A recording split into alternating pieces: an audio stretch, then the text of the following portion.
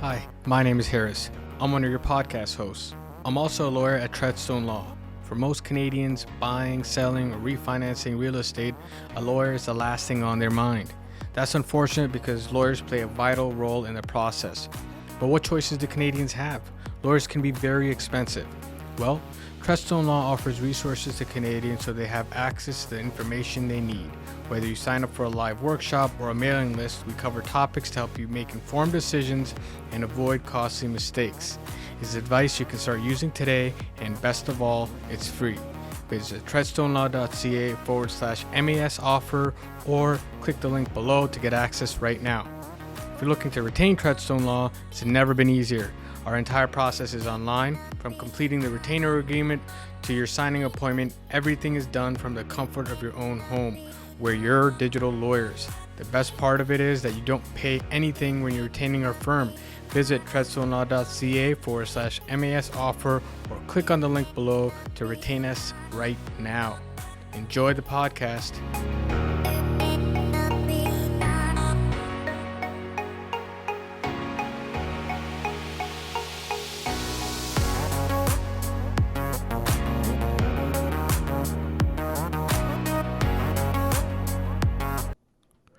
Welcome to another episode of Hustle and Grit. Today on my podcast, I have Vince Mirabelli, marketing and selling properties in a wide range of prices and locations throughout the city of Thunder Bay and surrounding region.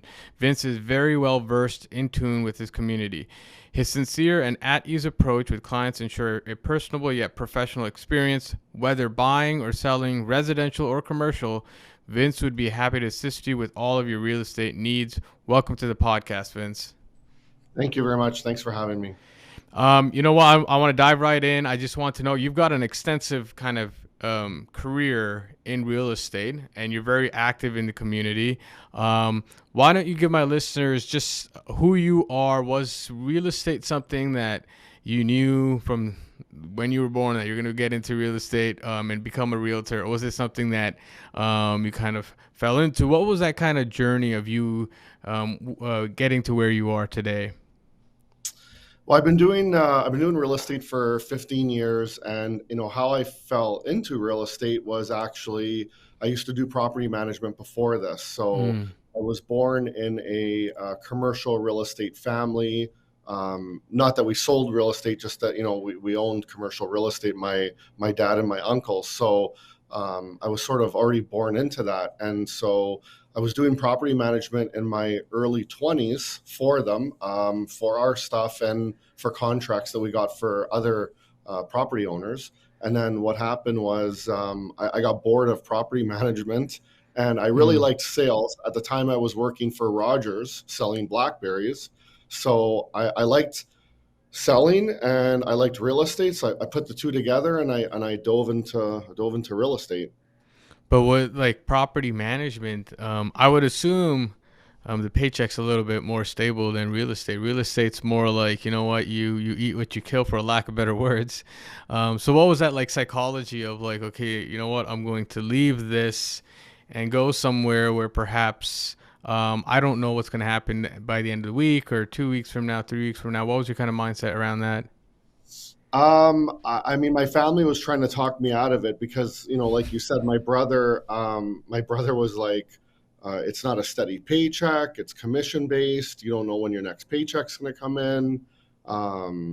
So he was, telling my parents that I shouldn't do it. My parents are, immigrants that came off the boat from Italy in the 1950s. And for them, it's, you got to get a government job with a pension and that's the ticket to life. But for me, it was, I wanted to do it. I had the passion to do it. And I just thought to myself, I'm going to break free. And it was scary. I mean, my first 6 months, I only sold 2 houses, and I think I only made like $5,000 my first 6 months. It wasn't until the following full year was when my breakout year was. But the first 6 months was pretty dry.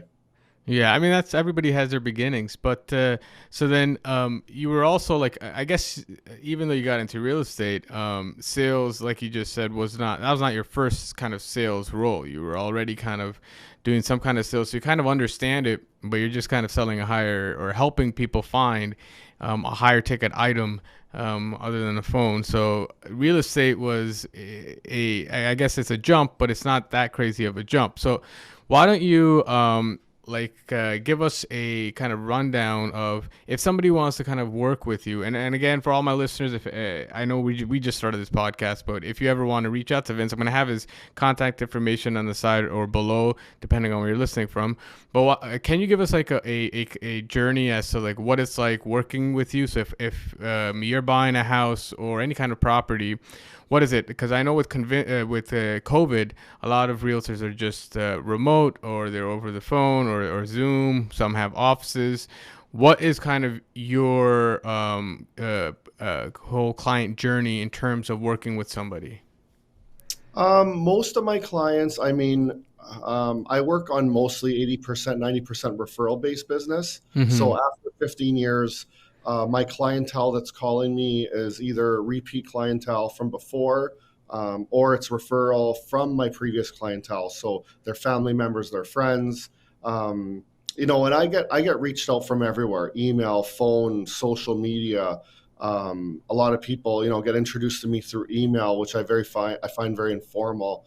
I always pick up the phone. The first thing I do is say, "Hey, can we have a chance to chat?" Because I'll have clients, and they'll have like 5 emails back and forth. I haven't heard their voice. I don't know. I always feel like you should have at least a first conversation on the phone to really hear what the person wants and needs, and you hear what they're excited about. I'll get these emails. I'm looking for such and such a house with 3 bedrooms and 2 bathrooms in the yard. But then I don't really know what they're excited about. So I always tell them, I say, hey, listen, can we block off a time to call? And there's always that initial phone call where I get to hear what they really like, and they get to hear about me a little bit. And that starts the journey of what we're looking for. So during COVID, I did a lot of out-of-town sales. A lot of my clientele are based out of the GTA area, Vancouver, the East Coast. I did a lot of sales without people even flying into Thunder Bay, through video, FaceTime, all of that. Local buyers are here, but I have a lot of out-of-town buyers. Yes, I know. I find like emails, like a lot of people during COVID, they love emails and exchanging information through emails. And I can imagine with the realtor, it's more of a spec sheet. When somebody says, hey, I want this, you don't really find the emotion, because even though, you know what, you could find enough people who want like a 2-bedroom, 3-bedroom house with 2 washrooms, but what they are and what they're really looking for is not kind of you can't really see that in the email as well as when you're picking up, you're calling, or person to person, and kind of understanding what exactly they're looking for and building that relationship with the client to kind of really make sure you're going to bat with for like what their needs are, making sure that you're negotiating the right way and what they're looking for. So all of that, I don't think it could be I don't know, I could be wrong, and you could correct me, that it's not conveyed that well over an email. I'm totally, it's not. I mean, I'm 42, so I'm in that range of I'm into the technology, but I also have those old school values where you pick up the phone. Yeah. And so I do both. And I think, to me, having that first initial conversation, most realtors will introduce me to, like, if I get a referral from an agent, a lot of them will, in an email. And it's funny because in the email, I'll get that spec sheet, and that spec sheet is generic to a whole bunch of people. But when I pick up the phone and we call, I hear their kids yelling in the background. So I'm like, oh, you have 2 kids. How old are they? And then so I start to learn more about them and what they're really looking for. And when you're on the phone with them, you hear what they're passionate about. When they say, oh, I really want a garage. The father wants a garage, or the mom wants a big backyard for the kids to run around in. And you get to hear that emotion over the phone, so you know exactly what you're looking for, because there's so many 3-bedroom, 2-bathroom homes, right? So yeah, no, I 100% agree. So I mean, that's awesome. So then I just want to kind of change gears again a little bit, and I kind of want to move into for lack of better words, the bread and butter of this podcast, which is Thunder Bay. So as our listeners are actually across Ontario, but markets like Thunder Bay sometimes don't get the publicity as like Toronto or Ottawa or some of the bigger markets or Sudbury even, where you're constantly just hearing in the news what's going on. So with Thunder Bay, I just want to start off with, for all the listeners who don't really understand what's going on in Thunder Bay, and our firm's done a few transactions. There's really some really good investment properties in Thunder Bay with very good cap rates and investment properties. Even if you want to move out, it's a great place to live. I've been to Thunder Bay once, but so I can't like really say I know this is the city, but I've seen the city and it's a beautiful city. So what's Thunder Bay's kind of trajectory over the past, I guess, 3 or 4 years? Because I know with COVID in the bigger markets, especially like Toronto, Vancouver, as soon as COVID hit, interest rates tanked, prices just went through the roof. Like it was just insane. Is it safe to say that the Thunder Bay is similar to that, or was it kind of like that but not really? Like, what was the last 5 years of real estate within Thunder Bay? Prior to COVID, our market goes up every year. I've been doing this for 15 years, and I think the lowest year that we've had was that the market went up 4 or 5%. Mm. One year it went up 25%. During COVID, we experienced what everyone else experienced: low interest rates, lack of inventory. There was multiple offers on everything, cash offers, unconditional offers. It was a crazy time during that period. A lot of people were buying sight unseen, no conditions. There was 10, 15 offers on everything. Things were going for, here, 50, 100,000 over or more. Mm-hmm. Now, post-COVID, when the rest of the country has dipped, like the GTA market, ours is maintained. We still have multiple offers on everything, or almost everything, not as much. Oh, wow. It's because our price point, our board price point is, average is like 360, 380. Mm-hmm. My personal one is around the 500 mark. Yeah. So we experience the highs, but not as great as Toronto, but we also don't experience the lows. So when the market, I talk to a lot of my friends in the GTA, and they're like, it's like a light, they say it's like a light switch shutting off. Like one day they had 20 people on a house, now don't have anybody for a house, right? Yeah. But there, the average price is $1 million, $1 million or more. Where here, everything is much less. So we're still getting multiple offers. Last weekend, right before Christmas, I wrote on last Saturday on 2 condos and 2 houses. All 4 of them were in multiple competition. I lost 2 and I won 2. Oh, wow. None of my friends in the GTA area are getting multiple offers right now. So that's our market. We've always been an anomaly compared to the rest of the country. So, you don't have those big, you have gains, just not as big, but you also don't have the dips. So when when during COVID, you're saying that there was a lot of foreign. When I say foreign, I mean foreign to Thunder Bay. So people from Toronto and GTA or Ontario, wherever across Canada, probably or maybe would be coming to Thunder Bay. Is that the case that's happening right now that's driving the several offers? Because here, like you said, I've got realtors who are saying, you know what, like they're just trying to get even one offer to come in and they'd be happy to start a negotiation, but they don't even have that starting point for a negotiation because everybody's just kind of at a standstill and looking at like what's going on. Yeah, here, we do have a lot of out-of-town buyers, but we also have a lot of local buyers as well. But the out-of-town buyers are in the mix. There's a lot of people moving here for work. So they're definitely adding to it. The multifamily stuff, that's definitely probably half the offers are from out-of-town firms. Either a one-off investor from the GTA area or a buying group or a REIT.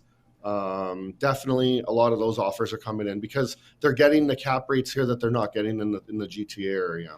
So what would be roughly the cap rates? I'm not going to hold you to it, but what are we looking at in Thunder Bay? 7%. Oh, wow. There's still some 7, 8. Some of the newer stuff, definitely 6s. We're starting to see stuff go down into the 5s, which we've never seen before. Oh, wow. So, we were always a couple of percent higher than Toronto, but Now things are starting to dip a little bit because there's more people. I mean, there was, you know, a sixplex. Here's an example. A sixplex that was built in the 70s was Mm-hmm. listed a few weeks ago for 685, and it had multiple offers and it sold for 735. Oh, No wow. conditions. Yeah. Still needs some work. Built in the 70s, but you know, at 735, I think I did the math and it was a 7% cap rate. After this on the 735 it was On the 7%. on the 735, yeah. I mean, it was 1970s, needs some work, but I mean, that's, you know, cap rate's always based on, you know, mixture of the income and also what expenditures are coming up on it. Yeah, I mean, those kind of properties, I'm assuming you could fix up, get better rents for them as well. So even though there's more expensive, there's more upside potential as well. And I find like in Toronto, I mean, to be honest, not even just Toronto. I'm looking at like St. Catharines or Hamilton area, Kitchener Waterloo area. I seen a lot of properties there at least where you'd get a hypothetical 3 or 4% cap rate. And when I say that, the hypothetical is, hey, listen, like half this building is vacant, but if it was all tenanted, you'd be theoretically making this much, and the cap rate on that is like 3 or 4%. And right now, it's just losing money. So I find that to be kind of the hysteria in the market where there's Yeah. hypothetical, like really your cap rate's like negative right now based on the cash flow.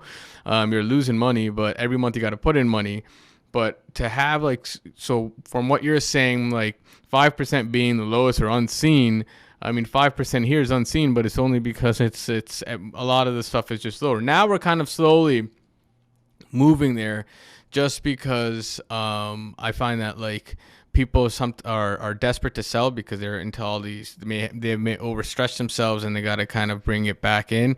Do you see a lot of that in Thunder Bay? And when I say that, I mean troubled sellers. And why I ask is because I find in a lot of cities, troubled sellers are giving away some really good deals, and those are the kind of deals that a lot of potential investors could kind of jump on. Do you see a lot of that in Thunder Bay, or do you still feel like it's a stable market? There's not too many people in trouble. It's not going to be too high, but it's not going to be too low, and you're not going to see any kind of economic issues there. We don't really, you know, we haven't seen a real big economic downturn here. I mean, interest rates going up. They're talking about recession, but I think we're pretty like a stable market Mm. where things are not going to dip the way they were. The last time we had a big dip in Thunder Bay in the housing market was the late 90s when, you know, 4,000 forestry workers all of a sudden lost their jobs in Thunder Bay.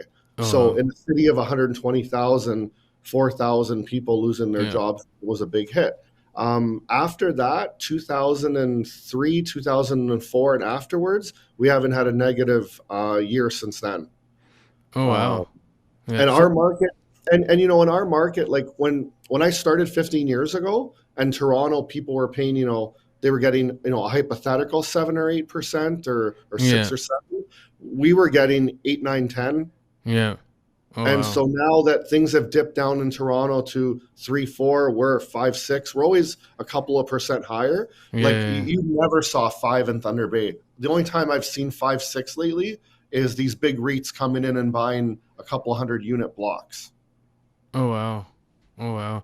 That's intense. I mean, I 5, 6, because we've had a few clients up in Thunder Bay, getting the 6% on a duplex or a triplex, and I thought that was an amazing deal just because you can't find that here, and you're not really going. I feel like the economy over there in Thunder Bay is more stable in that, like you just said, you're not going to have a boom in jobs, but you're not going to have a drop in jobs either. So you're kind of just, for lack of better words, you're chugging along. You're more even than the ups and downs of some of the bigger cities. So for 2023. Oh, hold on. Before I get into 2023. So 2022, I just want to make sure my listeners know this. In 2022, did Thunder Bay see a dip in the value of the houses? No, we were up, I think, still 8%. Oh, wow. Oh, wow. Was And the when you last so 8% on residential, or is it commercial? Is it multi-residential, uh, like, or across the board? residential across the board, multifamily, commercial. Oh, so you're up I mean, 8%. Yeah. oh yeah, easily on almost everything. We still, if anything, the only thing that dipped here was the higher end housing market. And so when I say higher end, Thunder Bay, Mm-hmm. 7, 8, 9, a million plus.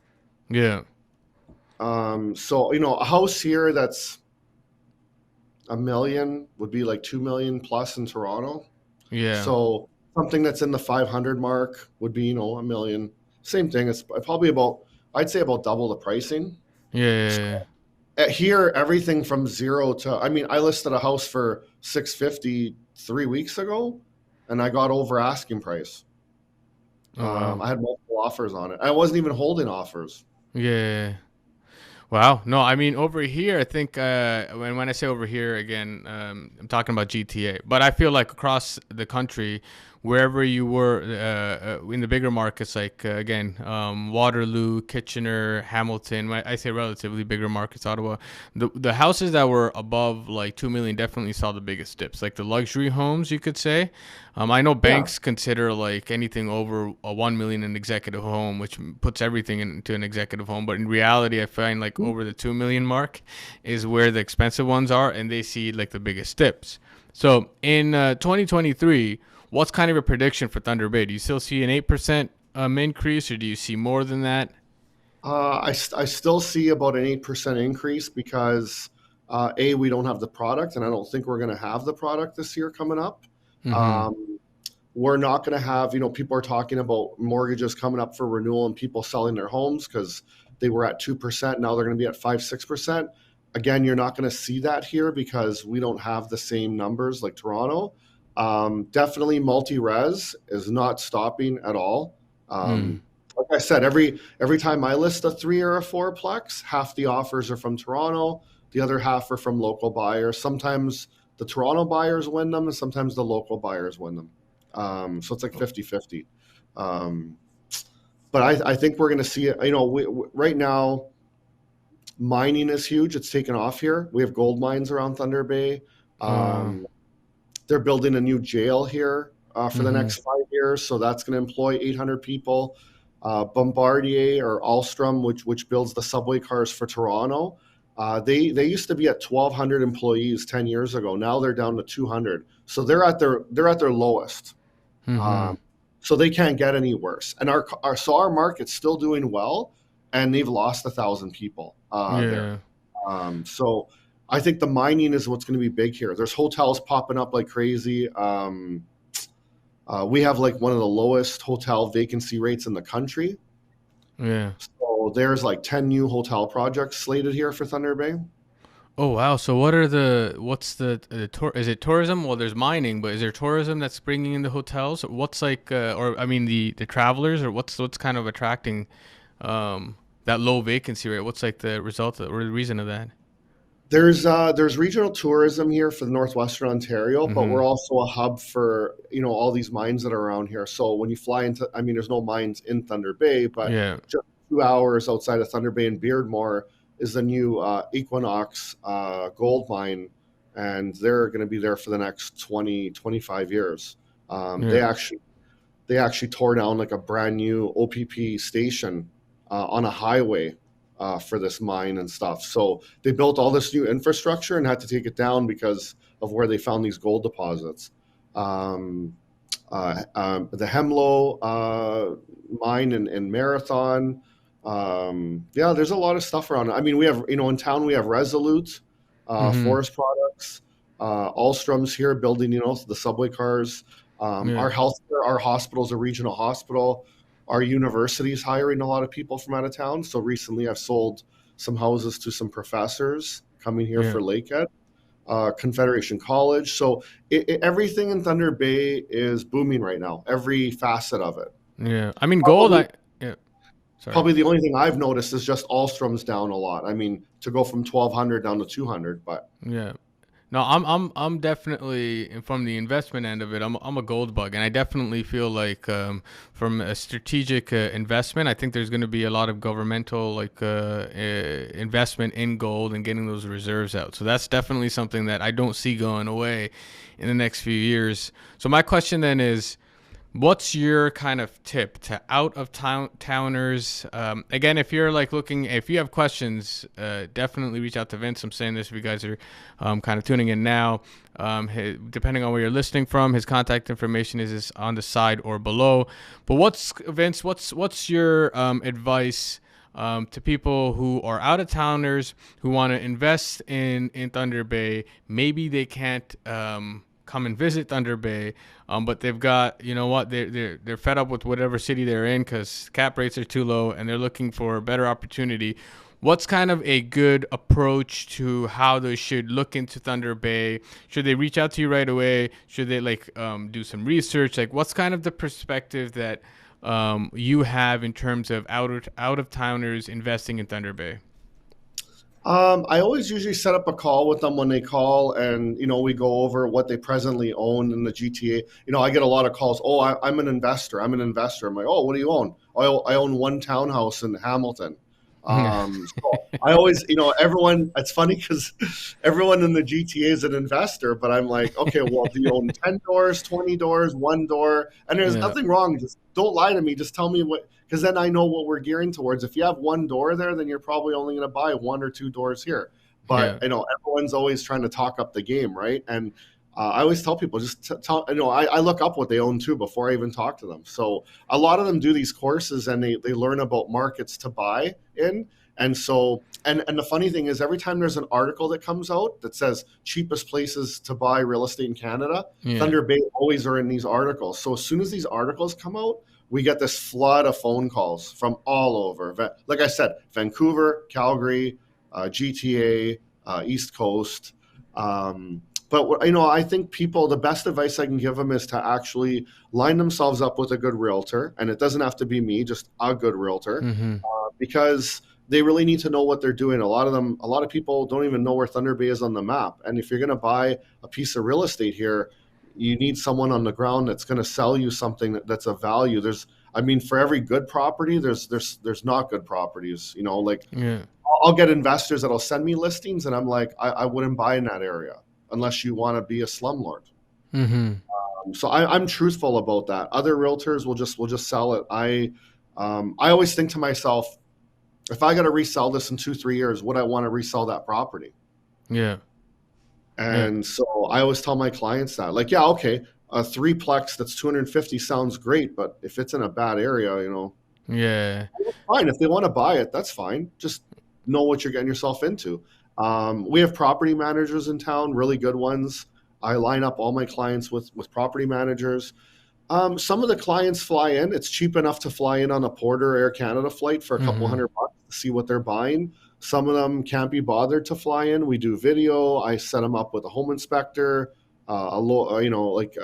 appraiser, everyone to come in. So, and I Yeah, always tell them the option, like, you can close your transaction wherever you are in Toronto. A lot of them think that, they have to deal with a lawyer here. And I tell them, you don't have to. If you're comfortable with a lawyer in the GTA area, they can close a transaction in Ontario. So, yeah. No, I think the biggest issue in all of this would be to actually see the property, and I feel like you're saying, how like people are like, oh, this is great. It's because, and then you're kind of pushing back and saying this is kind of the slums. You're a lot of the pictures when you put them online, they look very nice, and you're like, oh my god, this is the way the lighting is, right? Or I'm not gonna say Photoshop, but cameras themselves do a lot, and they change the house, and you're thinking like, you know what, this is like a really good property, but in reality, you need to get out of the house and look down the street at least to see what else is on there before you can understand whether it's a good investment to make. oh yeah, I'll tell you right now. I this summer I had a guy email me. His wife is a realtor, and so he emailed me, and he's a cop, and he wanted to buy a place for his daughter while she's going, to law school. And he Mm-hmm. sends me this listing, and it's my own listing. And I said to him, it's a great listing. I wouldn't put my daughter there. Yeah. And he told his wife that, and he goes, "This is going to be our realtor." It was my own listing. And I said to him, I'm like, look, it's going to sell. I'm representing the seller. I'm not trying to talk you out of it. I said, I'm going to sell it. I sold it to a guy on the basketball team at Lakehead, and him and his 6 buddies live there. Can they live there? Yes. Would I put my daughter? I don't have a daughter, but would I put my daughter there? No. And I told him that. And so we put him in a safer area for his daughter and her friends. Oh, wow. No, that's really good advice. You know what? But Like, But he went back.